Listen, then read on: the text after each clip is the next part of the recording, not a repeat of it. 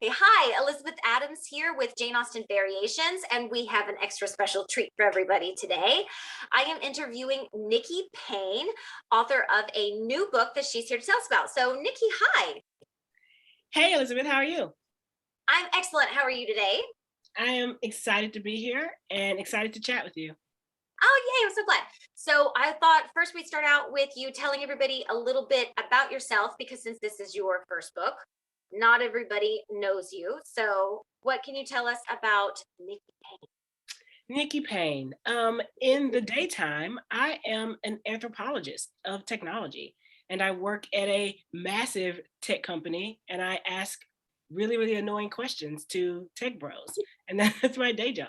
But at night, I think about all the ways that I can turn my favorite literature upside down, like my Jane Austen novel, Pride and Protest. Awesome. I love that. So that remind me later that I'm going to ask you if there are any other favorite novels you're planning to turn upside down. But anyway, tell us a little bit about Pride and Protest. Firstly, when is this book coming out? Pride and Protest is out November 15th, 2022. So it is like perfect, cozy winter, like Christmas gift book for anyone that you love and yourself. Awesome. And it's available everywhere books are sold, right? Everywhere books are sold, indie I can get it at stores, the Pavilion, I can go to Barnes and Noble. Awesome. everywhere, corner stores, absolutely.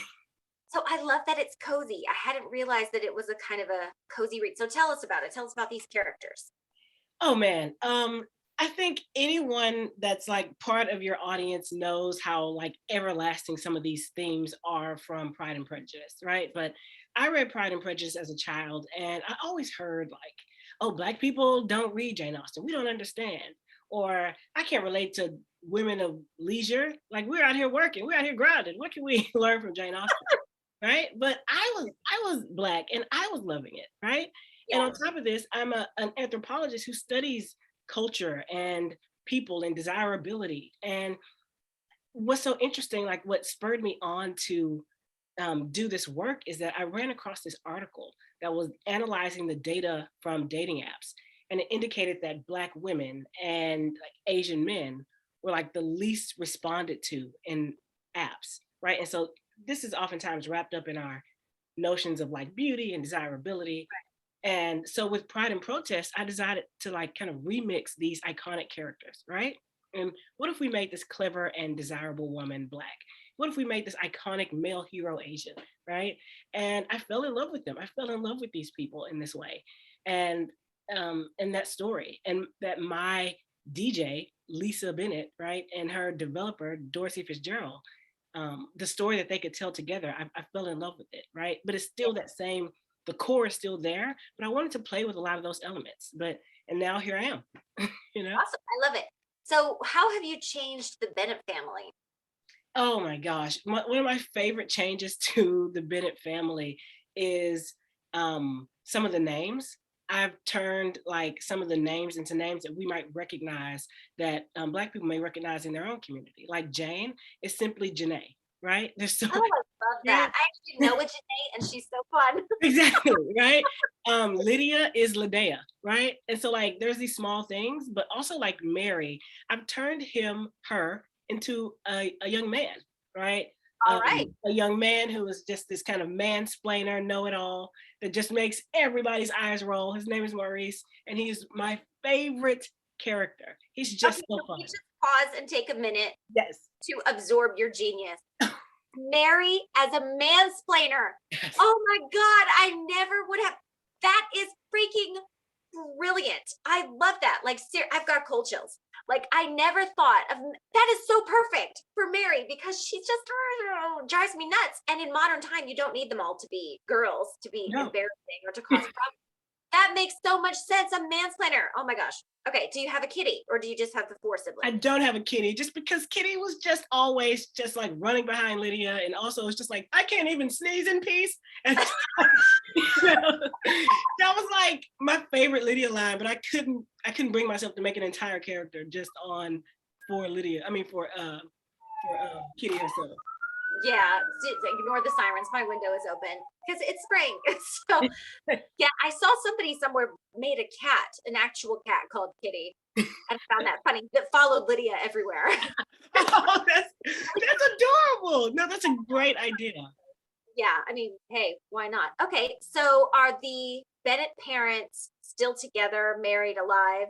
Oh, that's such a great question. I'm glad you brought that up because this is another major change, right? That I felt like would fit more into the community that I grew up in. So Mrs. Bennett is Bev Bennett. She's Beverly. She's like this single mother, and she has all of these big designs for her daughters, these big plans to move her children out of this terrible neighborhood. And for her, you do it with your body, you do it with your looks. You got to shine, like look alive, ladies. Like this is your time, right? So she's a kind of thinks like that in that way, right? Because that's the way she attaches success and kind of moving out of this place. But I've changed the Mr. Bennett character and made him Lisa's granny, Lisa's grandmother. So we have like this generation of women who are in this apartment together.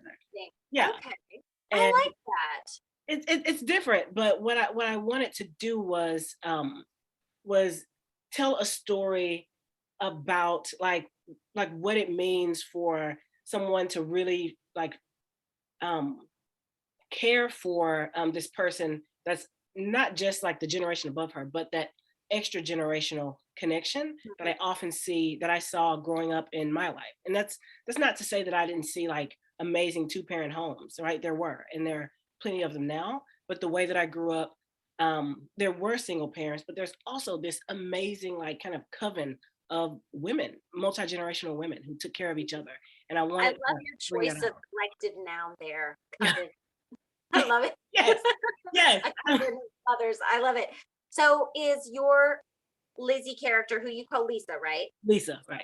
Is she close to the grandmother Bennett character? Absolutely. She's much closer to Granny than she is to her mother. And her mother gets on her nerves in the very same way, right? That Mrs. Bennett gets on Elizabeth Bennett's nerves.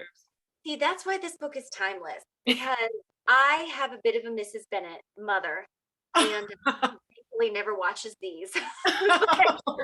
But yeah, like it is a timeless thing. I think that's part of it, and I think that crosses Right. national boundaries. I mean, we're not British. That crosses race boundaries. That crosses time. It Like does. we've all been around an embarrassing older person in our family where we Yes. just floor, please open and swallow the whole right Can I now. slip through the cracks And here? stop talking. Like, Not only that, like what makes them bump heads so much, and also I think for Lizzie and Mrs. Bennett is that there's this breakdown about how to find happiness. Like at the core of their yeah. miscommunication is like, here is how you find joy. And for Mhm. Miss Bennett, it's like, hey, you need to secure a husband. So you might secure this family, right? So she's like, I'm thinking about what we need to do for right now. And for her, it's like it's childish to be thinking about love when in Right. fact you have an entire family to support and to live. And for Bev, she thinks similarly. She's saying like this is how you move out of the situation that you're in. Like standing on the street corner with protest signs, right, is not actually going to move the needle. Like you have to use what you have. And so they have these very different ideas about how to affect change. And for Bev, you affect change by like gussying up what you have to move yourself out of your out of your situation, Thinks of a man as a financial plan. Absolutely. Yeah. Absolutely. Yeah, I might know like 300 of those. Yeah. Yes. Yes. And to Absolutely. be fair, in those women's defense, for a very, very long time, I would argue until our generation, which by the way, Nikki and I are essentially twins since We we're like, are. when we decide we're like 4 months apart or We are something. 4 months apart. Yes. And we lived in the same city as kids. So we didn't go to school together, but we could have. It was so close. So fun. So close. But yeah, anyway, so yeah, our mothers and definitely our grandmothers did not have the opportunities and more importantly the mobility and the contraceptive that we have available to us now to be able to do what we're doing. So while it's annoying, I understand it. They're thinking, Right. know? They're saying here's the toolkit and now deploy Mhm. this. Right. But now Lisa feels like her toolkit is different and she doesn't Mhm. have to deploy those things in a Right. way And it that makes that infuriates her mother. tension. Exactly. Yeah, yeah. So what'd you name the mom? Bev, right? Bev Okay. Bennett. that's so, I love Bev Bennett. That's so perfect for her. So do you make her a little bit more sympathetic than she's treated in the book? Do you find, Oh, are you, I was deeply uninterested in Bev having an arc. I did not want her to have like an arc. She's okay. really a point of comedy, but she's understandable. Like she's not a one note character. She's understandable, but she never like in the end says like, oh, the power of love. Like she's just like, you know, there's a classic Bev line where Oh my God, the power of she never does it. Exactly. She never does it. There's a classic Bev line at the very end. Spoiler alert for anyone who's never seen never read the books, but at the very end when everything happens and it finds out and the truth is revealed that these two people are in love with each other. Like she runs to Lisa and she doesn't say like, oh, wow, you really went for who you loved instead of what. She was just like, hurry up and get pregnant. Like she was literally just moved on to the next ring. lock that man. Like that, exactly. And it was just classic Bam, and she never changed it. I don't know if it's just because we have similar families or that we're from the same place, but I knew exactly like everything you're saying. I'm like, yeah, no, yeah. Like I heard this same stuff. Like anyway, I was about to tell a personal story that I'm going to skip, but remind me later when we're not on camera. I beg you to not be hilarious while I'm drinking. It will be a disaster. I write comedy, I can't help it. So, anyway. All right. So let's talk about Dorsey, who you have made Filipino. And can I just say, I am here for it. Oh. Like, so here for it. Yeah. So tell me all about it. Oh man. So in the book, Lisa and Dorsey are kind of stuck in their preconceived ideas about what's right? So Dorsey in particular is this kind of former do-gooder. He like joined the Peace Corps and he's kind of jaded, disillusioned about what it means to actually affect change in a community, right? So he's the head of this development corporation and he knows that in order to get the actual thing that he wants, which is funding for his nonprofit, then he has to deliver this building development kind of on time and on schedule, right? Okay. So he kind of does the bad thing to get the good thing. Exactly. Okay. For him, he's like, this is actually how the world works. You can't stand on the street corner and scream, this is bad, this is bad. You need capital, right? And you need capital by doing things in a capitalist society. Sorry. Right. And so that's his stance. Yeah, and he starts this story kind of reflecting on that to say like, this is the necessary thing to do in order to do the good work. And he's also this man who's very much oftentimes feels outside of his own skin. So he's a Filipino man in a kind of white dominated society, and he feels that pressure to belong to the society in ways that he doesn't oftentimes like match up to, right? So he feels like he has to step in his father's shoes. He's adopted, right? And his father is this, a white man from a really wealthy background, and he has to step into his father's shoes without any of that past back knowledge, right? And so he's very much constantly feels not comfortable in his own skin, right? Yeah. And so you can imagine that this is a kind of powder keg for being in a crowded party situation, right? And having someone who shall remain nameless, right, mistake him for the help, right? Instead of the CEO, right? So, yeah. Oops, indeed. Oops, indeed. So, so you can imagine that this is the ignition moment, right? Where Lisa is trying to sneak into the back of this event and she sees someone outside, like kind of nervously pacing, and she mistakes him for the help and she tries to get him into her plan to protest this event.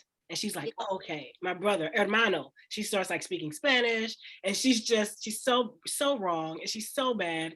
And I mean, and it just literally clicks all of the boxes for Dorsey to be like, hell no, And Lisa's going to realize soon enough that she mistook him, but not before he destroys all of her signs and her whole like big event that she was planning for. Oh, Yeah. that's sad. Yeah. It's sad. It's sad, but it's also this moment where you see them in each other's orbit, and Right. and that they can't seem to really get out of each other's like eyeball sight. You know, that they Right. keep Yeah. pushing up against each other, almost like Yeah. magnets that are flipped on the opposite pole. You know, Mhm. they come together and then bounce away in the way that Lisa and Dorsey, you know, that Mr. Dorsey and Elizabeth Bennet did as well. Right. Yeah, totally. So I am so cringing for them at that Oh, meeting. it's so Like, bad. like I one thing I love about modernizations of Pride and Prejudice is how they can make that insult first meeting where Darcy just like opens his mouth like a freaking anaconda and puts his leg in, like he's like up to the knee there. Yeah. And I love how in a modern you can make that just painful. Oh, Like, it's you bad. know, when you're embarrassed for them, like I'm feel like, yeah, I hate that. Like I hate it and I love it. Like I can't stop reading it. But the whole time I'm like, oh, I hate this. It's so awful. Keep turning the page. Yes, Like, yes, yes. And so and Lisa starts off this Lisa starts this book off in this position where she's been evicted from her home. She's forced to stay with her mother, with her grandmother, with all of her family. She's cramped. She's pissed. You know, she wants to make something of herself. that'll And make anybody mad. yeah, Moving she's cramped. She's pissed. And like the one thing that Bev is constantly telling her, like, this isn't the way to do it, it keeps coming true because Lisa can't quite get a foothold, right? She can't quite like stabilize herself doing the things that she's like Right. currently doing. And so it just keeps feeling like everything Bev is saying is right. And she's like in this place at the beginning of the novel where she's just tumbling, like she keeps losing. And she sees this one event as this way for her to like, you know what? This is it. You know, we're not gonna build out these big developments. We are going to like fight for our neighborhood, and I am going to like be the person that I want to be, right? And then as soon as she gets there, like it crashes and burns, like right in front of her face. That hurts my heart. Like, oh, that's so sad. So don't give us any spoilers. No. Is Bev right? Like, is she Ooh. right all along that she's just not going about this the right way? Oh, this is I have a secret theory that it okay. plays out in moderns a lot, and it sounds like it's happening in your book, maybe accidentally. And that's something I find in my books all the time. That someone comes back to me and they tell me like, "Oh, I loved how you blah blah blah," and I'm like, "Did I do that?" And, no, I'm sorry, I did it while you were drinking again. I didn't think that was funny, but I find myself act like I call them like accidental moments of brilliance Yes. when you like did some sort of like I never use symbolism on purpose. So just Yeah. FYI, anybody reading my books, if you find some symbolism in there, that was accidental. But people find it all the time and they come back and are like, I love how this blah blah blah and illustrated this. And I was like, you know, you are way smarter than me. I did not do that on purpose. It just sort of worked out. So I'm wondering if you're doing that right now, if part of her freak out is Mhm. not just the stuff that's obvious that everything I'm doing is not working. My life's kind of in the crapper right now, and my neighborhood's going down, and I'm upset about all this. But Yeah. oh my God, is my mother right? Yeah. That feels like earth. Somehow, personally, that feels more earth shattering Yes. than all the other stuff that's on the outside. Because if you've lived your whole life believing your mother is silly or ridiculous or outdated or wrong or different from you and that you can't agree and she doesn't understand what you're doing, and then you find out, oh crap, that crazy woman is right and has been right all along. That's like a crisis of your personal self, your personal life. Like, is that happening a little? Like, you don't have to tell me if it spoils it. It's not going to spoil it, Liz. What you hit the nail on the head, and it is precisely why she fights so hard against a, a, a natural attraction, right? What would Yeah. normally take anyone to say like, okay, I'm like, there's a vibe, you know, maybe this is the wrong person, but let's not deny there's a vibe. But for her, it's like, it is detrimental for me to even admit the vibe, because if so, right, then my mother dragging me to this event and all of these things happening caused the thing to happen. And I fell in love with this, obscenely rich, and it becomes, there's even these moments where she utilizes social media a lot. And, you know, her social following is questioning some scenes that they've seen, and she has to go back and say, like, is this me? Mhm. Or is this who I'm meant to be? And it's a real tension. There's a large theme Yeah. about like what your identity is on the outside and how it's perceived and who Uh, you are actually, and having to fight against that yeah. for both of them. Okay, so in this story, you deal a lot with some social justice issues. I know there's a big theme of gentrification, which obviously is the sort of backdrop for all of this. What made you decide to be like, hey, I'm going to do this story against a backdrop of gentrification? And is this like a personal interest for you? Is it just something you feel like you wanted to shine a light on? What was your motive there? That's a great question. So I work in DC and and live like right outside of it. And so we see every day like new buildings, new developments popping up, right? And um, even now, like there's a new development coming up, and like Amazon is building this huge like living space, and they've allocated, I think, less than 6%, right, of all of that housing for people of low income, right? And when you think about the population of DC, that what you see in the building of these extremely expensive homes is that you begin to price certain people underneath a particular line right out of their communities that they've kind of lived in for all of their life, right? And particularly, there are communities that are really these kind of Black bastions or kind of centers of extremely old Black communities in DC. In the community that I have focused on, which is Southeast, and Anacostia in particular, this is where, I mean, Frederick Douglass has a home here, Oh, right? wow. So if you can imagine how old these communities are, right? And being suddenly put in a position where they can't afford the taxes on their own home, and can't afford to live near where they've been for hundreds of years, right? I mean, even immediately after the Civil War, you can imagine there's this influx of African American people, and they settled in these areas. And so, hugely historic areas um, where people are kind of now in this position of being pushed out of their living. And what that does is create a space where not just like you're not able to purchase groceries, you're not able to actually live, and you have to move further and further out and away from your job, further and Mhm. further out and away from like potential centers or hubs of activity.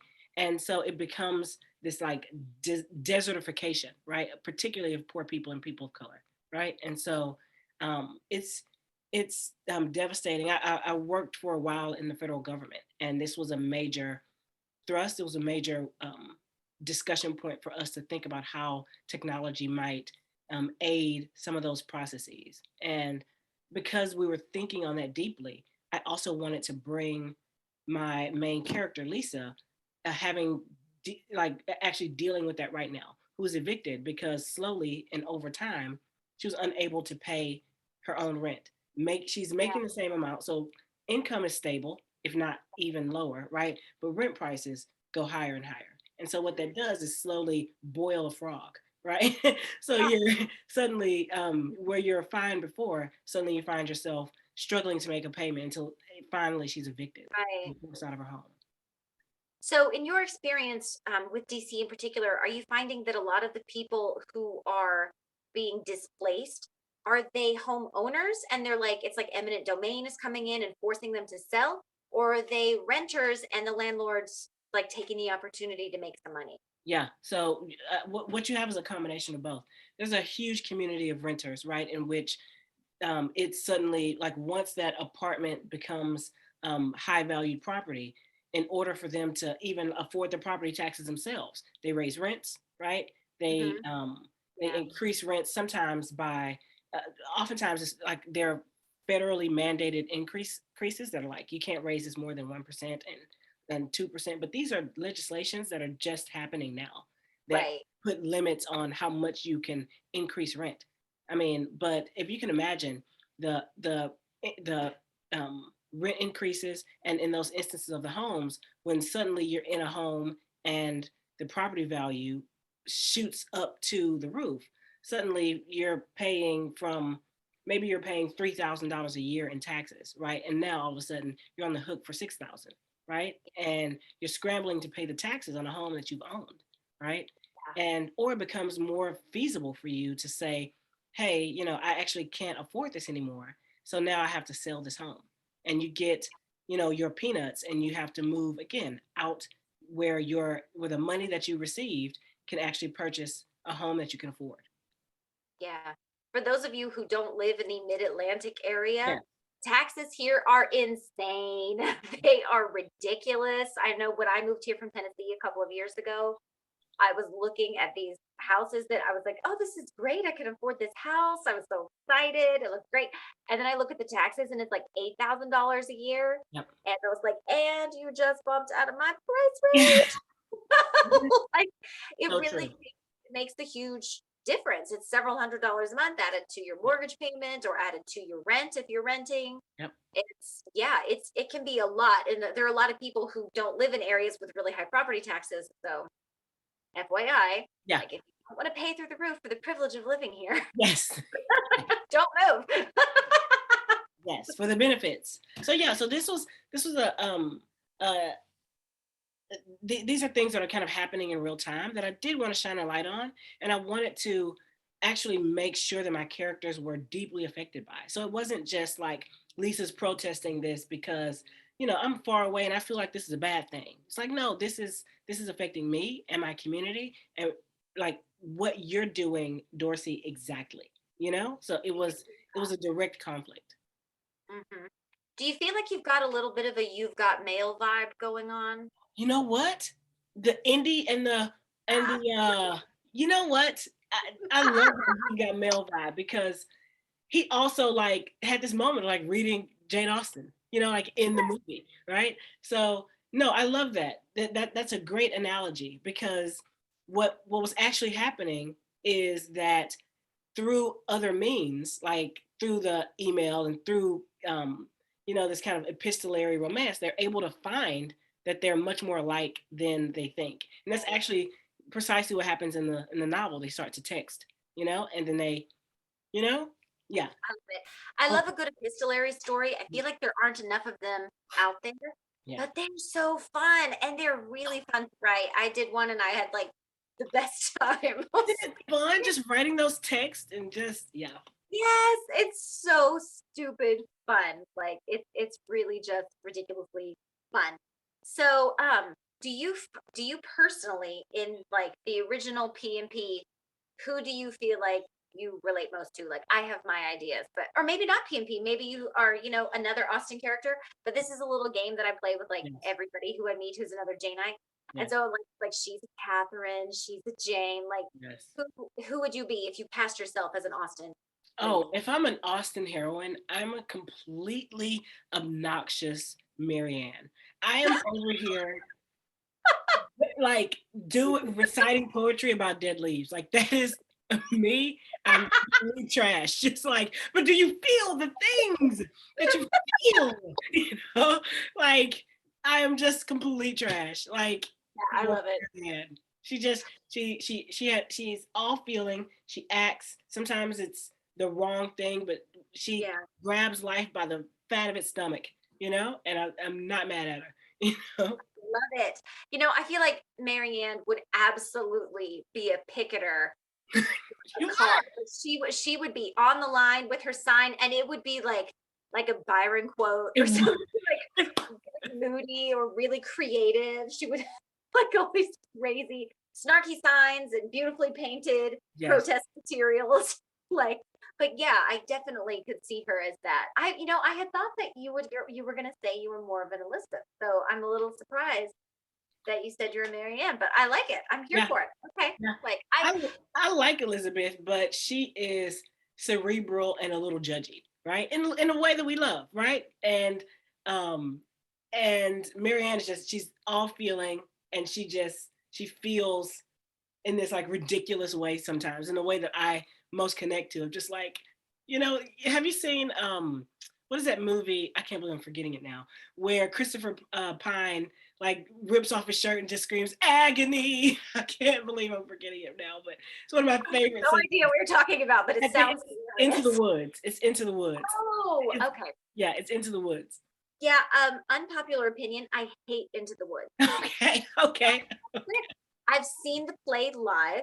Yes. Because a friend of mine was in it.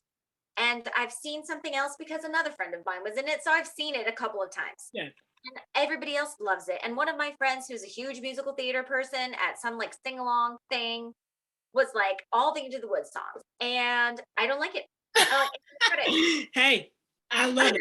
That's one of my character Lisa's favorite things, just bursting out these unpopular opinions. Just like, okay, hot take, and then she just like destroys everyone's, day for the Well, I am an Elizabeth in every sense of the word. Yes. And I am a little bit judgy, and I am okay with that. Yes! And I'm nice about it. Like, what's funny to me is that everybody likes to pretend that they're not judging on the inside. Yeah. And I'm like, sweetheart, you were thinking it. I just said it. Like, and I'm not rude. I never want to be mean. I don't want to hurt anybody's feelings on purpose. But I also am not, one to just sit around and just like, I'm not an Eleanor. I'm not a like, just let everybody get away with everything and be the strong one in the background. But I think Marianne actually is judgy about people who are not like herself. Actually, she is. She is. She's just like, why don't you ever feel, Eleanor, like myself? Where's your heart? Where's your heart? I'm just like, where's your heart, Eleanor? Exactly. You cow. You're sucking up all the feelings, so she doesn't get to have any. She doesn't even get to have any. She doesn't even get to react because you're having all the reaction. Yes. Right, exactly. Like there's only so much reaction in this room right now. Yeah. Quit I can admit to being a little self-obsessed when I'm in pain, like Marianne, Yeah, I'm like that when I'm sick. Sorry for the sirens. I live near a stupid fire department, and it's like, I swear they have this huge siren that they play every time they leave the station. And when we first moved here, I thought it was a tornado siren because I'm from tornado country. So I was like, everybody to the basement. Swarm. It was hilarious because I had thought they didn't have tornadoes here. And like, I lived in Oklahoma. I've been in Tennessee for like 20 some odd years. Like literally in two different places, both called Tornado Alley. So I was like, we know what to do. And now it's just this, it was like, that's just the sound they make when the fire truck leaves the station. Oh, leaves the station? No, like, and he's just going for a fender bender 3 blocks up. Like, what's the big, calm down, everyone. Calm down, everyone. Yeah. We just all need to take a minute. So, okay. So I want to get onto a slightly touchy topic, but we talked about this before when we had our pre-interview, but I know that there's a lot of like, we've all seen Bridgerton. Well, have you seen Bridgerton? That's actually. Of course. It's nice to meet you, Elizabeth. And I have seen Bridgerton. Yes, absolutely. Of course. I just didn't want to assume. You're always safe to assume. We're grown up together now at this point. Bridgerton has gotten a lot of flack, well, for so many things, but like for the costumes, for the this, for the that. But one of the things they've gotten a lot of flack for is the race of the characters. And you mentioned this before that you wanted to imagine what would an Elizabeth Bennet type character be like if she were a modern day Black woman living in Washington, D.C. Same for Dorsey, if he was, a Mr. Darcy type character living in DC, but is the adopted Filipino child of a wealthy white family. So I love how you're playing with it. How are you managing or planning to manage the kickback that you're probably going to get? Yeah. And, or do you even care? Are you just like, well? Here's the thing. I am a Janeanite. I'm of this Austen community. So all of the kind of chatter about like historical accuracy, of like particular renditions, I recognize it, for in a lot of cases for what it is. Like when people read Regency, when people read Jane Austen, there's a class of individuals who want to look back and recollect a time, right, where they imagine that there was a particular order to things. And sometimes an order to things means that things and people are kind of in their natural places, right? And so if you're being nostalgic about a particular order, and that order includes a racial order, right? It's not a far cry, right? To think Right. about how you actually imagine this kind of ideal world to be, right? So that's a convoluted way of saying that oftentimes those calls for like historical racial accuracy are really about wanting to imagine a past, right? That doesn't question white supremacy and like Mhm. white visibility in these spaces, Yeah. right? So when you think about Regency England or Rome or any of these places where people want to, kind of deeply think about the past, they Right. want an imprint of the world that they knew in the past, right? Going back to the past is about nostalgia, right? It's about imagining this other kind of world, right? And I think those people, when they hop into Regency, they want to see a world that reminds them of a certain type of order, and that certain type of order oftentimes includes racial order, right? A hierarchy, and having individuals like a black duke. What? Like, and people Mhm. start doing research on like were there black dukes? Like low key, like there weren't. But did you not watch? Like, were these characters, did they not embody those Mhm. things? And just Right. like I would ask a question of like, what is the thing that bothers you, right, Yeah. about historical inaccuracy? I've read literally so many Regency novels in which like people go from the whorehouse to the dukedom, you know what I mean? And they're like now duchesses. And let me tell you, honey, it's never happened. Do you know what I mean? And it never will, you know? Yeah. But Yeah. you will read that with absolute Mhm.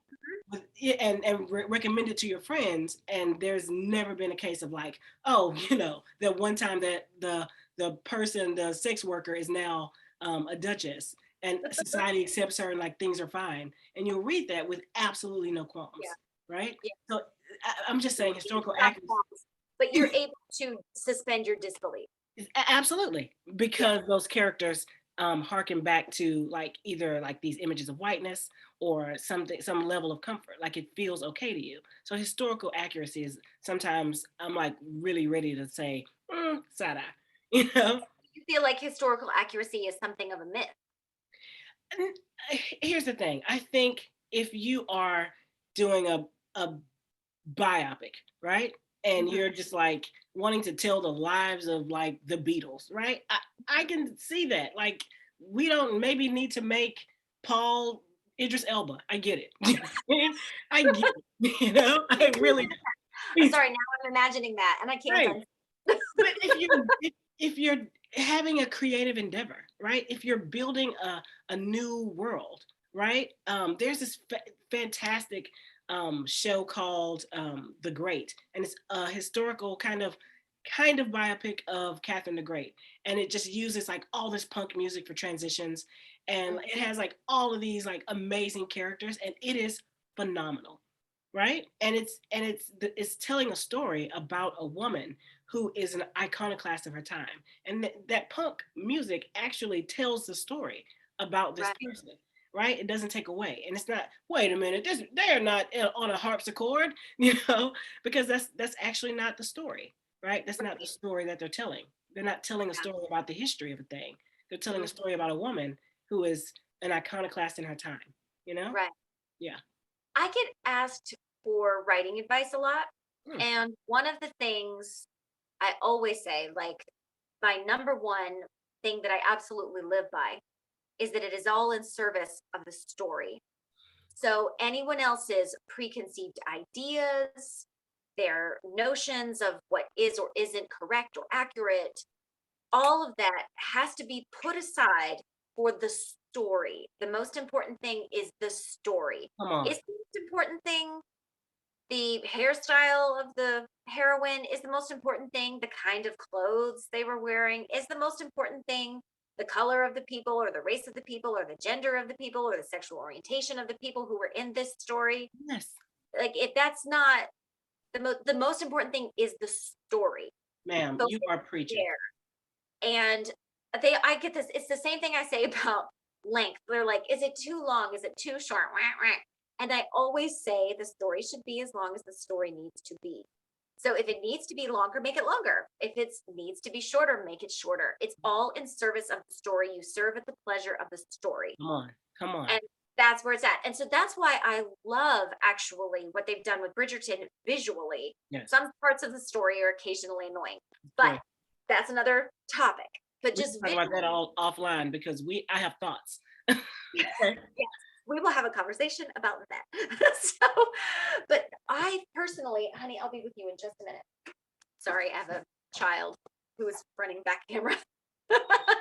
So anyways, what I like about it, having all the different types of people, and by this I mean like they have a variety of people that goes beyond color. They have ages, which I'm sorry, but I am so tired of 20-year-old heroines. Like, thank you. Like, we need to see. So I like that they have a variety of ages. I like that they have a variety of races. Oh, I forget the name. Is it Danbury? Is that what it is? The older Black lady in Bridgerton. Yes. Lady Danbury and Anja. Oh gosh, I haven't watched season 2 yet, so I'm remembering back from season 1. Okay. But she was one of my favorite characters. Yes. She was so powerful, and she just had this like essence about her. She was she just had like an aura all around her of just exuding power, and I loved it. Liz, let's talk about it. Let's talk about it, because honestly, that is when people think about like diversity in books, right? And we talked about this. When people think about diversity in books, they think like that you can plot a brown character and it's like everyone's thinking the same and everyone looks the same and everyone's equally wealthy and they can call what they have a diverse book, right? But there's so many more much diversity in thought, in abilities, in thinking, in bodies, right? Like having like what I call like women who are thicker than a Snicker on the cover. Do you know what I mean? Like having those bodies be desirable and worthy of love, and and having men chase after them is something that we're just now doing, like in 2022, right? Yeah. So think about diversity, like I think we have to expand what we imagine our worlds can be. We can't say like, okay, we're gonna make this person Native American, but also like ensure that they conform to all of these same ways of thinking, right? Yeah. Right. Abigail Reynolds and I were talking about that just the other day, that you'll see like they suddenly diversified the runways by putting equally tall, equally skinny women who all have kind of similar features. Like they still all have would it be Romanesque? I forget the exact term, but like nobody with like I don't know 15 extra pounds. God forbid. Nobody who's only like 5'7". Shocking. Like, they don't have any short people. They don't have any slightly larger, even a tiny bit people. And the people who are, the diverse ones will be an Asian woman who clearly has, like, excuse my bluntness, but who clearly has a lot of white in her. A Black woman who clearly has a lot of white in her. Yeah. And it's like, did you really diversify, or is this, I call it like different kinds of Barbie, like this is like Hawaiian Barbie, and this is like tropical Barbie, and this is like, they're still all the same Barbie doll. You just made it you just changed her hair and made a different color plastic, but it's the same doll. Right. So yeah, I agree completely that we've got to have more diversity. And that's what I actually loved about Bridgerton. We had wonderful mothers and terrible mothers, which to be fair, there are shows that have different kinds of mothers in them. It's not the only show that has different female characters, but it had such a variety, an enormous variety of style, of personalities and attitudes. I really love Daphne's little sister. Is it Eloise? Eloise, yes. Totally mannish. She has like a very kind of androgynous vibe going on. And I loved that. And that's not something you see very often in her attitude. Not interested in a man. She doesn't want to get married. And not because she's too young, but because she just literally is not interested. I haven't seen season 2 yet, though, so I may be. No, you're still right. And something that I will add on to that, especially like if we think about advice for writers, and I think there is, like, in this kind of current climate, there's still a bit of courage associated with just kind of writing actual diverse characters. You know, Mhm. I think that if you live on Twitter, then you can get the sense that, like, that if I'm a writer, then the only type of character that I can write are just like chubby Southern Black women. You know what I mean? And if my book is not Chubby Southern all, white women. yeah, exactly. If my book is not all chubby Southern Black Yeah, women, then I'm yeah, outside of the bounds of like my ability to create. And what I say to that oftentimes is like, and we said this is like, if I call myself a writer, right, and mhm, can't build empathy or can't embody or think about a character outside of my own mhm. knowledge, then I should just hang it up. I should just go start like ice fishing. You know what I mean? That's not that's not the job, right? It's Sweetie, not the build yourself a hut on the ice. exactly, exactly. So the moment that I am feel closed in and kind of forced to write only characters like me is the day when I just hang it up, you know? Yeah. So, do you have a lot of characters who don't look like you in your book? I do. I do. I mean, my main character is Dorsey, who's a Filipino man. And the first thing I want to say is like I'm definitely not writing an immigrant story of like what it means to like be a Filipino man, right? Right. I'm not trying to embody that story, right?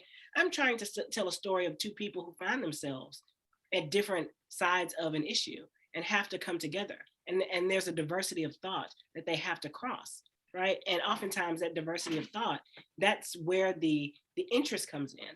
And so like there's a way that you can tell a story and embody a character without trying to ape culture and trying to say like this is the Filipino experience, trust me, Right.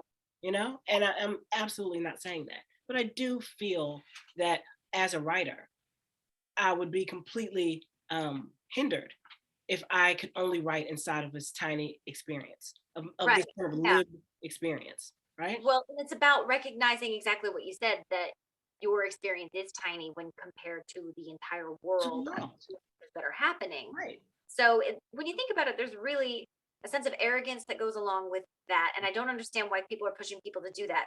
To think that everyone should relate to your personal experience, Yeah, that everyone is interested in your type of experience. yeah. Okay, so since you have so many characters in this book who are not Southern Black women, did you need to get sensitivity readers? And the odd question that nobody ever gets asked is, did you need a white sensitivity reader? Okay, so I'll answer the first question. I absolutely received, and Berkeley was great about providing sensitivity readers. And I was Your publisher? Berkeley, yes, Berkeley's my publisher. Yes, and I absolutely just like fell on my sword. I'm like, hey, I don't, you know, I'm not fighting here. Like if someone that is, you know, Filipino reads this and says like this isn't right, this it reads false. Like I don't have any ego about that. You know, I'm trying to get some aspects of this character right. And so by all means, if you have access to a sensitivity reader, absolutely deploy, deploy, deploy. So I had my own personal, and then I had a professional sensitivity reader with Berkeley. Yeah, And and we should throw out that note for all the writers listening and watching to this. Set your ego aside, admit you are not, in fact, an adopted Filipino man, and get a sensitivity reader. There's no shame in it, there's nothing but honor in it. Actually, that's what it's about. It's about honoring those people. So, yeah, anyway, just yeah, throwing that in. All right, continue. absolutely, absolutely. I'm also not a wealthy white woman of like Maine aristocracy. I'm not. You know what I mean? And so, um, so I mean, not I like I don't pretend, but exactly, exactly. And so I leaned really heavily on the women in my writing group or people who had experiences being extremely wealthy. That's another thing. It's like there are class associations of like Mhm. you wouldn't necessarily need a sensitivity reader for wealthy people, but there are some instances where I'm saying, oh, like maybe they just went to the Walmart, right? And someone would say, honey, no, no, no, no, no, sit down, you know? And so when you think about like all of those aspects of your work, right? I'm just picturing this like fancy white woman in her Chanel and her Exactly. hair rolling up in Walmart. Oh, no, yeah, it's just like I'm going to get the best greater value brand, you know. It's just like Honey. Fill her cart with Velveeta. Exactly. She gets the top of the top at Walmart. When she goes to Walmart, she just cleans the shit out. You know? I love it. It's classy. But yeah, so I needed help, right? I needed help. And that's the thing. It's like no writing endeavor is a writer tapping away alone on an island, right? There's a community work with that. And that is to say that I absolutely had to ask like my white writing community about certain aspects, about wealthy people about certain aspects of the book, right? And even though I work and live in DC, I still want to talk with those individuals who live in that community, right? So Right. I was, and these are, you know, and these are Black folks. So there's no escaping like doing your work as a writer, you know, even if you belong to a community. Yeah, it's just due diligence. Like if you Yeah. were a journalist, you wouldn't just put words in people's mouths. You would go view them and allow them to speak for themselves. So yeah, totally. Absolutely. No, that's a great question. I love it. Yeah, sensitivity readers are something that, ironically, is a little bit of a sensitive topic, which I don't really understand why, Mhm. but yeah, advice for all you aspiring authors or existing authors. If you want to write a person who doesn't live, look, and behave exactly like yourself, get a sensitivity reader. Yeah. That's for free. And like I said, and like I said, it's outside of like race. Sometimes it's experience. Like if you want to talk to write a story about an Indy 500 driver, do you know what I mean? And you don't even know how to drive, and you like live in New York, you're gonna need someone to read over that who knows the world. Yeah, I mean that's what writers already do. We interview people Already.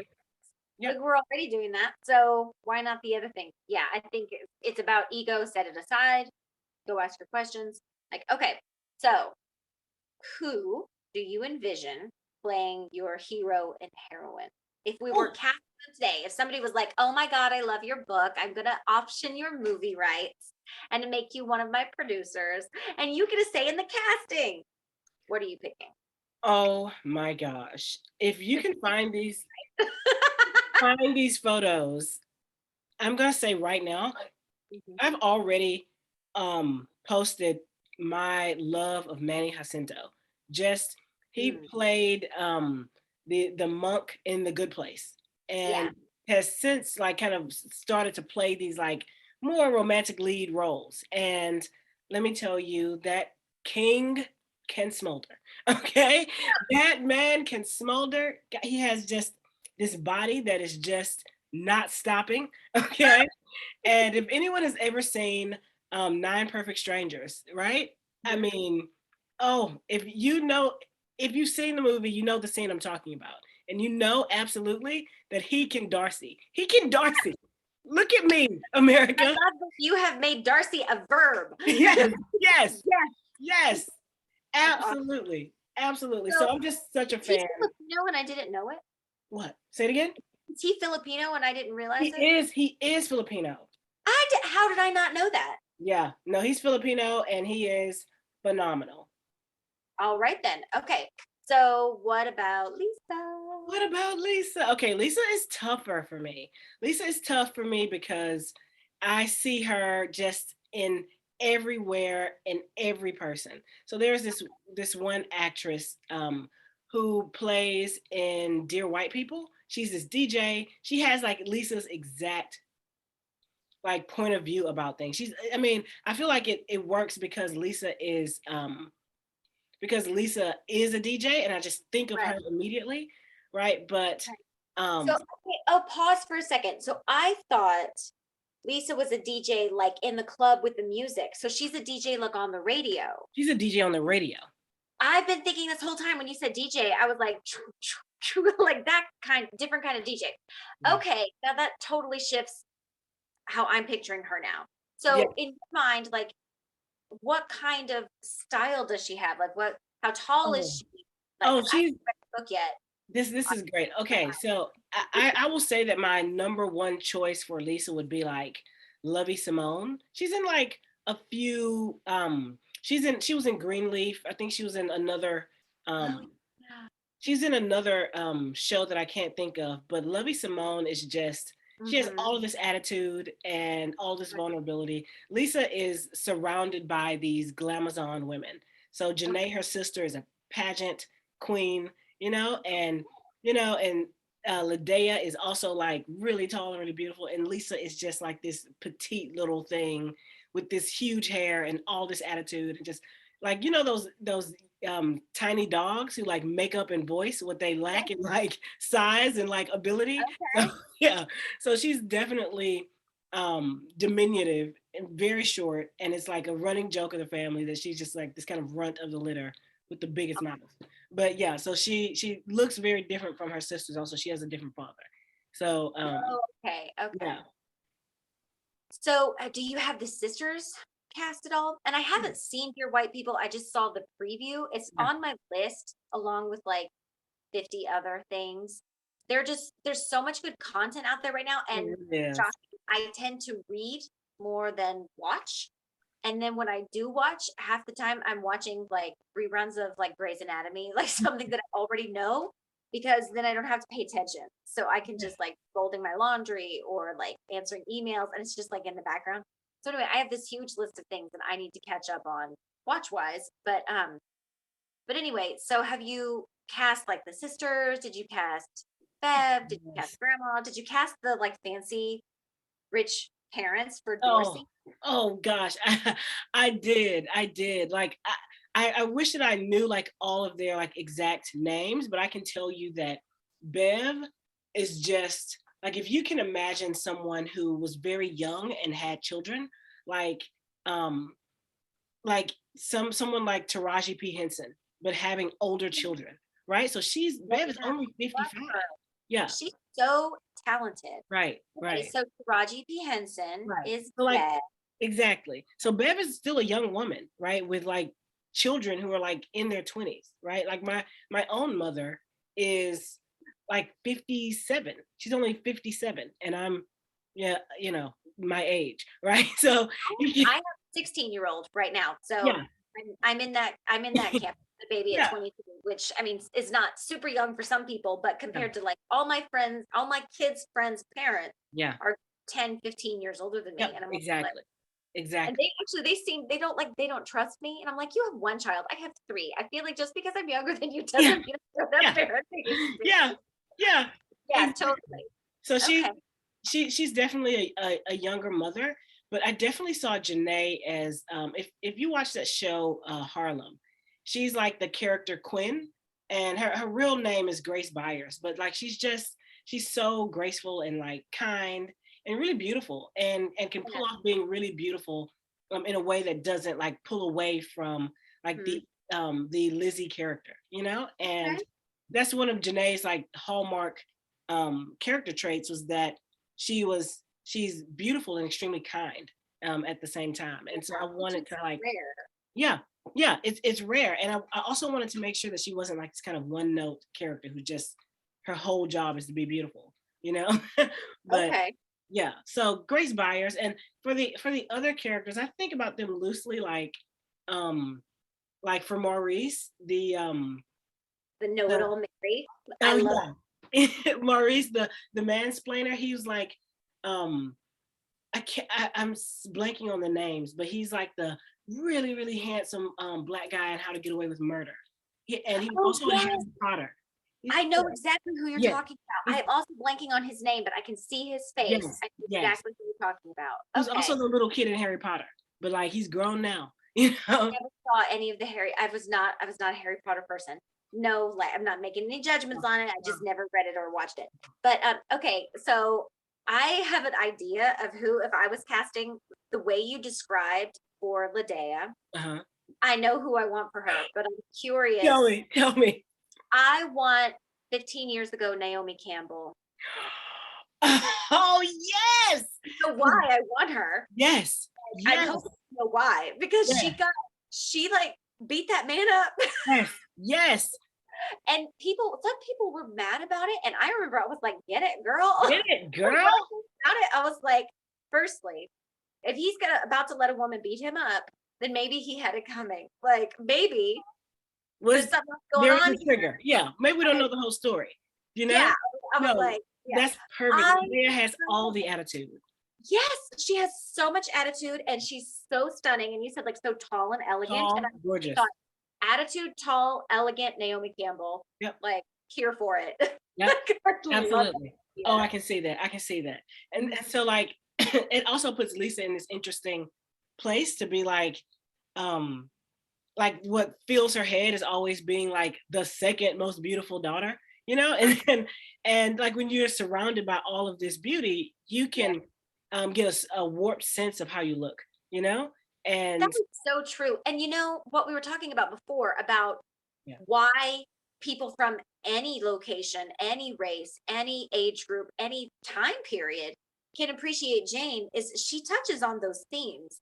I mean, that's obviously not what Pride and Prejudice is all about, which by the way, people are still arguing. And I think it's so funny because, you know, it can be about more than one thing. But thank you.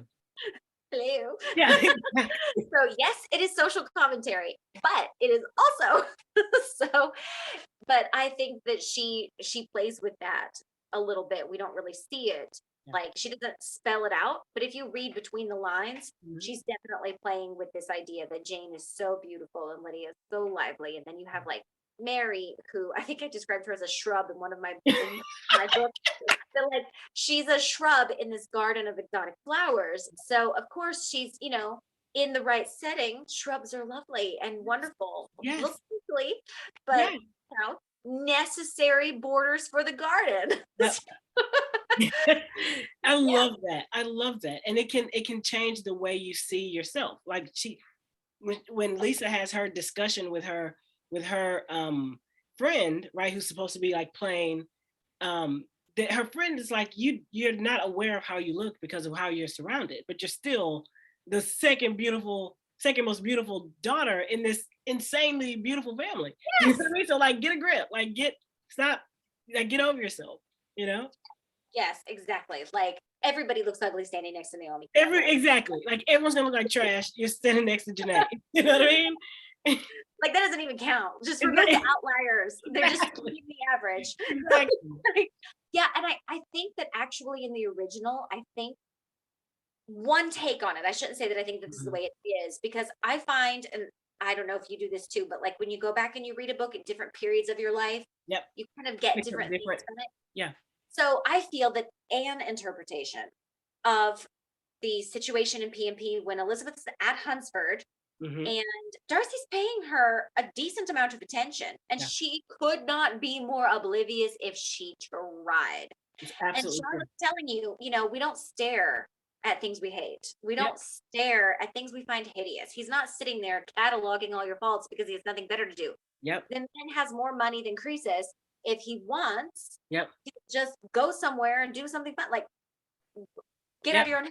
And I have often thought that because Darcy is described as so wealthy and so good looking and so, you know, all the things, he is the guy, you know, like the man, that she on some level doesn't find herself worthy of that. If he'd been paying attention to Jane, would she have questioned it? Yeah. Because she's not surprised at all when Mr. Bingley pays all that attention to Jane. Yep. She's like, I'm not surprised. That's, you know. It's Jane. Of course. You deserve it. You're stunning. You're sweet. You're wonderful. You're the most perfect woman to ever walk the planet. Yep. But for herself, who's had this mother who's been criticizing her entire life, consistently. And so is it any wonder that when she sees someone else paying her attention, she thinks they're criticizing? Because her dad criticizes her mom all day. Her mom criticizes her all day. She lives in a world, she is steeped in a bubble bath of criticism. Yep. So not only that, when she first met this man, he says, not handsome enough to tempt me, you know, and she was like, baby, say less. You know what I mean? Thank you. And I think that hurt so bad because he hit her at home, you know, like that was a home wound. That was her mother been saying that her whole life, and she'd been telling herself this, she, you know, she just doesn't understand me. She's wrong, whatever. And then here's this handsome stranger, the most eligible man she's ever met in her entire life. And the first words out of his mouth are, you were not pretty enough for me. Yep. And when you think about it like that, that had to hurt so bad. And she laughed it off. And I'm not saying that she didn't, but clearly it affected her because she went on to hate him with the fire of 1,000 suns. Yep. And was willing to believe every negative piece of information that she received from him. She's like, that sounds just like this dude. You know, like she starts to believe it. Yeah, we already know he's trash. He's bad words, but yeah, like he's a jackwagon and she knows it. So yeah, that's definitely an issue. So now I'm wondering, I'm trying to picture different people I would like. When you were first telling me about Lisa, I kind of had like a Macy Gray image in my mind, mostly because I love her voice. Have you ever heard her talk? Absolutely. Yeah. Like, I love it. And she does a little, not DJ, like radio DJing, but she'll do a little DJ thing. And she actually, she had a clothing store in Memphis. She's a Tennessee girl. Wow. And she had a clothing store in Memphis. And when she won her first Grammy, she had a sale at the store. She was like, this is our Grammy sale. Which I thought was so cute, but like she was so down to earth and she was so real as a person. This was ages ago, so I don't know what I'm look at me talking like I know her, like we're friends. But everything I heard about her in the beginning, I loved. And obviously we were talking about her a lot where I'm from because I was living in Tennessee and she was in Tennessee. We were all like, well, one of our own, like we're excited. So but that's anyway. Honestly, that's Lisa's vibe. Like she's this local celebrity. Like she's a DJ, people know her. She had a lot riding on this big protest at this party. She put her reputation on the line to say, I'm gonna stand up to this. Like everyone was like, Lisa's gonna do it. She's really gonna talk to him. She's gonna show him, and it blows up in her face. And so the excitement that you described of just like having this local person, like try to grab for and do something big is that is the exact vibe of like Lisa being in her neighborhood and trying to do this thing and just like, that I'm like, that makes me so anxious for her. Like that whole scenario not working out. Okay, so do you have a Bingley character? Oh gosh, I have a Bingley character. He's very just extremely happy. He's blonde. He's kind. He has just like a sweet demeanor. So we have a white guy. He's a white guy. He's a white guy. And he is just like this, like if you can make like a Labrador into a man, you know what I mean? If you can just turn him into a man, like that's Bingley. He's just high sunshine vibes, and he's very kind, but also like very golden. About him, they're like he's like a human golden retriever. Like he's like the happiest person. So who's your Bingley? Who is my Bingley? Do you remember that guy from The Mentalist, the blonde guy? I think he's like British or Australian or something like that. Played a psychiatrist? Yeah. I think I'm thinking of the right show. Was there an episode where he like gave himself a session? Is it? Let me see. I think it had. I think I know who you're talking about, but I could be completely wrong because I feel like that didn't have very many seasons, right? No, it didn't. It was like he's been in more things than The Mentalist. I'm just grabbing people from shows that I know. Okay. Yeah, he would. Simon Baker, that's his name. Oh yeah, yes, yeah, totally. Simon Baker. I like that. Okay. Yeah.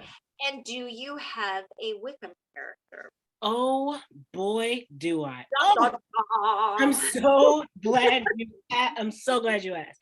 Okay, because are you familiar with Captain America and Marvel and all of that? I mean, vaguely. I know who the Captain America actor is because my good friend Sam is like in love with him. So. Okay, so there's this character who's the Falcon, Anthony Mackie, right? And you can look him up, but Lisa loves him for a variety of reasons. Like, first of all, he's just smooth as all get out. He's just so smooth, and he like says all these right things, and he fits the part. Like, there's a part of Lisa who's just like, this is a Black man. We're down for the same cause. This is the direction that I should be going. You know? So you made him a Black man. I was wondering. Yeah. So I clearly have no idea who you're talking about actor-wise. But, Anthony Mackie. I was wondering what you were gonna do. About that. And it adds to her tension because Even though we know in the book, Lisa, she liked Wickham, right? She liked Wickham, but she wasn't like devastated. Like she wasn't like my lost love, you know. He like didn't show up for the party, you know. But I wanted Lisa to be a little more conflicted because if he's gonna feel right, he's gonna check all these boxes for her, you know. Yes. And she's like, oh, you know, he's down for these causes. He can help. He also knows Dorsey is trash. He's a Black man. Like, this is the right thing. But then, like, you know, her stomach, her feelings, her emotions, you know, are wrapped up in her experiences with Dorsey, and she can't reconcile those feelings, you know. And she's got to feel an additional layer of betrayal. Yep. With Wickham. Yeah. Oh, now my heart hurts. Okay. Yeah.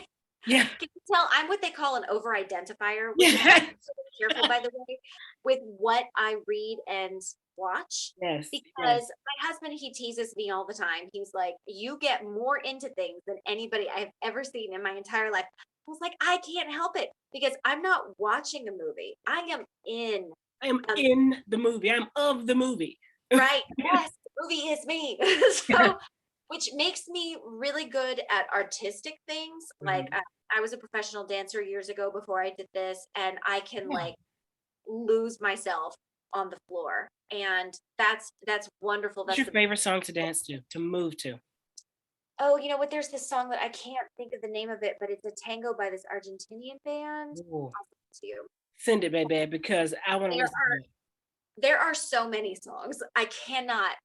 You should see my iPod. It's insane. And everyone's like, why don't you do it on your phone? I was like, because my phone doesn't have enough memory for all this music. And I have been living in Music City for a long time, and I'm not even as into music as most of the people I know because I was in Music City and they were all like involved in the production of music. And so I was just involved like as a consumer of music. But I'm all about the beat. I'm all about the rhythm. I tend to like things that are very percussive because I really love a good downbeat, you know, and I love a strong two. Like I love it, like a good combo.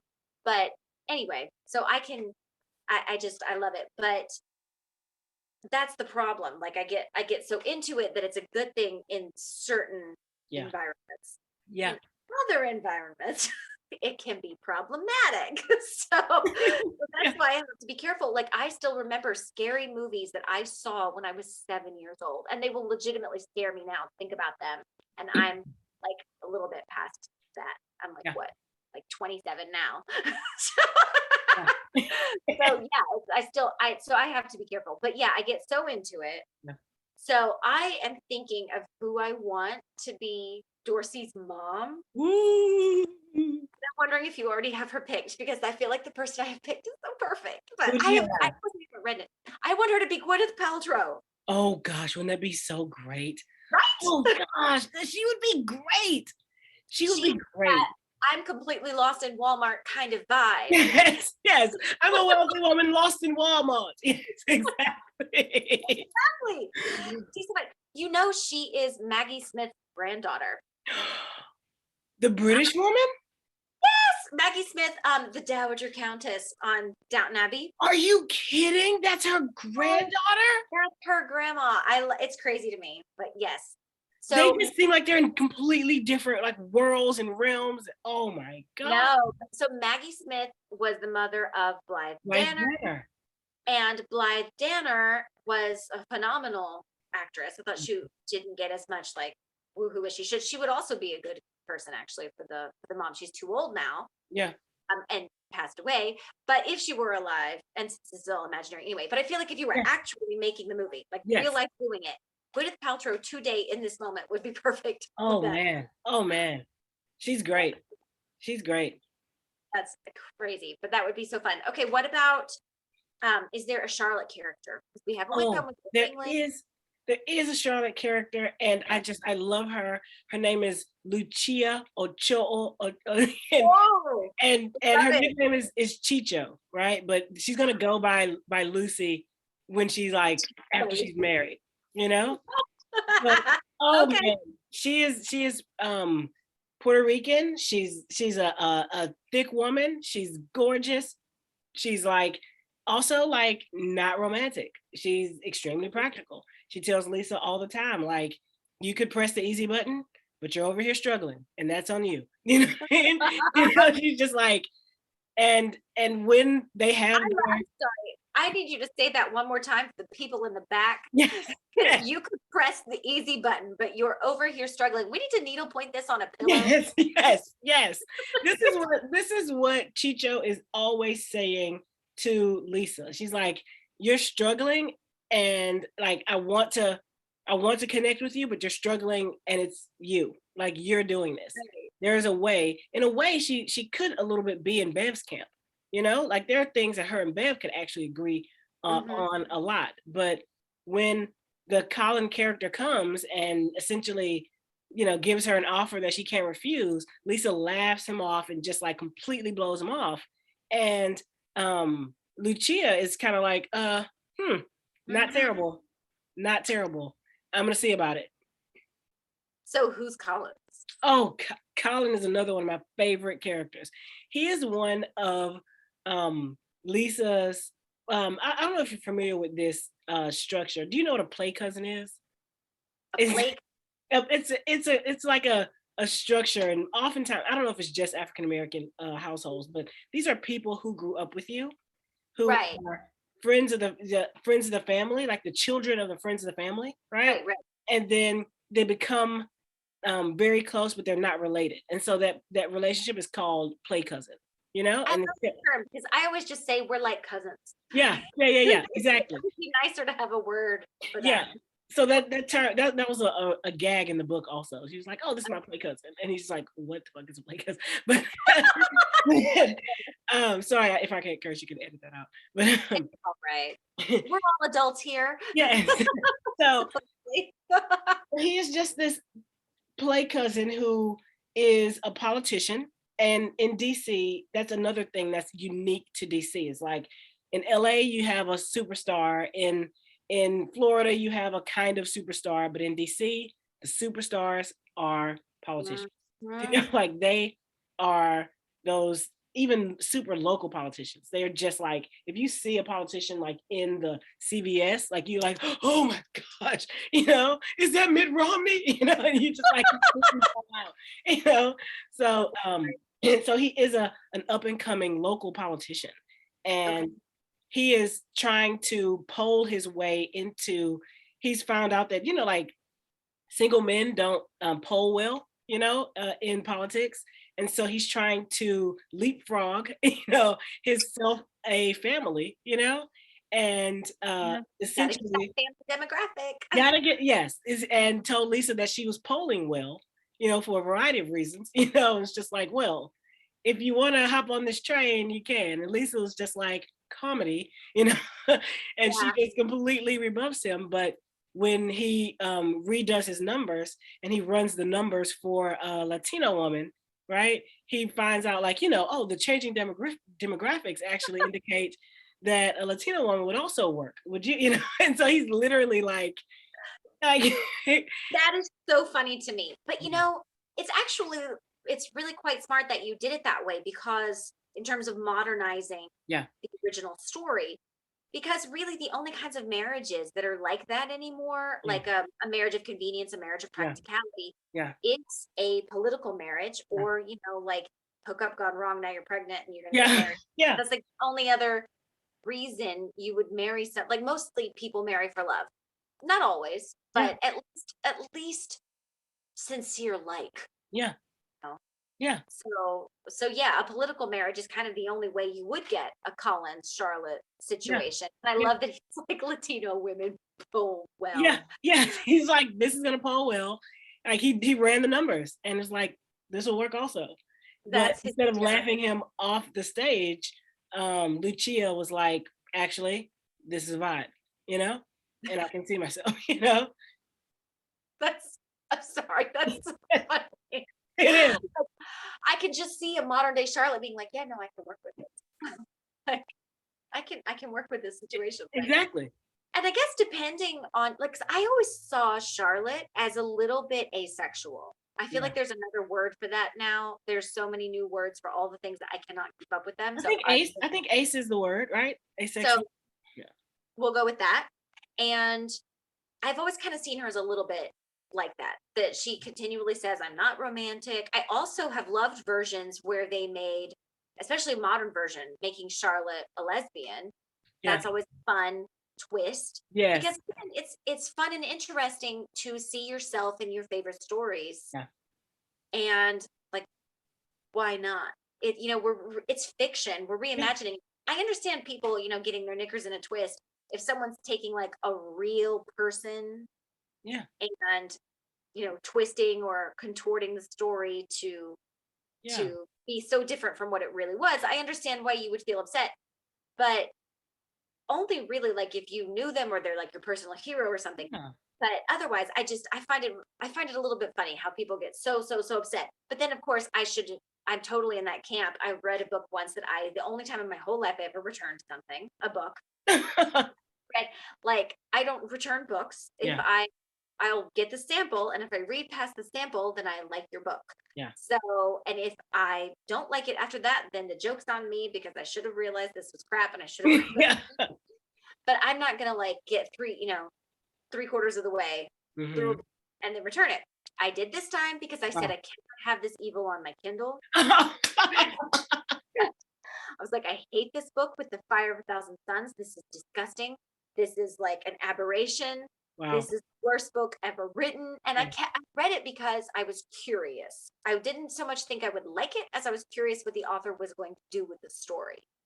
And then they just did such a terrible job. So I love it when people do something really, really good and new and interesting and fun with the characters that doesn't make me feel like Jane Austen is spinning in her grave like she's connected to the rotisserie. My high watermark, like for me, like Clueless, like making making Emma a Jewish woman, like in like this kind of super high LA society, like giving her these friends who are just kind of followers, and really like, to me, it was just such a perfect adaptation. Like Dion, I'm sorry, but Clueless forever. Clueless forever. Like I love that movie so much. Yes, exactly. Like somebody said something to me the other day and just went, as if, and my kids were like, what? Yeah. How about I still say this to people and they don't understand me? I say, whatever, you're just a virgin who can't drive. It's just and you gotta throw a little jersey on it. And that I swear I've said that so many times. And I had a friend of mine who said it to me, and that's how I knew we would be friends forever. It was like our third meeting. And somebody said something really stupid at the table, like a group of people. And she said, like, you're just a virgin who can't drive. I lost it. I was like, you are my soulmate. We're going to be together forever. I love that. So funny. And I love that line. It's such a brilliant line. It is fantastic. And the way Cher's poor face, she's like, like that. She was broken. Yes. And when she tries to get out of class, I love it when she's like telling her teacher why she's late. She's like, I was totally serving the crimson wave and I had to haul ass to the ladies. Yes. And I've said that before. It's like I'm surfing the crimson wave. Yes. Yeah, no, I love it. And really, that's what Austen did for her time. She did. Brilliant one-liners. She was so quotable. Yep. So I really feel like that's an important part of taking on her legacy. Yep. Is you've got to be as witty for your time as she was for her time. I hope I pulled it off. Like I am like so excited. I should have asked you to send me your book before we did this. Thank you. But I was like, oh, I bet maybe she can't. Our arcs are almost ready. Like we're like finished with first passes, and say the word. Say the word you want an arc. It is. Send me the word. Send it. It's yours. I'm so excited about it. It's yours. So yeah, I love that. So I'm super excited about this book. I'm really excited for the movie. Hint, hint, Netflix. She's Netflix. You can find Nikki Payne on all social media sites. All social media. Send her a message. She's waiting for you. Thank you, Nikki Payne, for talking to us. This has been Elizabeth Adams with Jane Austen Variations. I am so excited for the book. Tell us one more time your release date. November 15th, 2022. Pride and Protest. Pride and Protest, November 15th, 2022, wherever books are sold. We Wherever. can't wait. I'm so excited. So thank you for taking the time. We appreciate it. Thank you. Good night. Good night.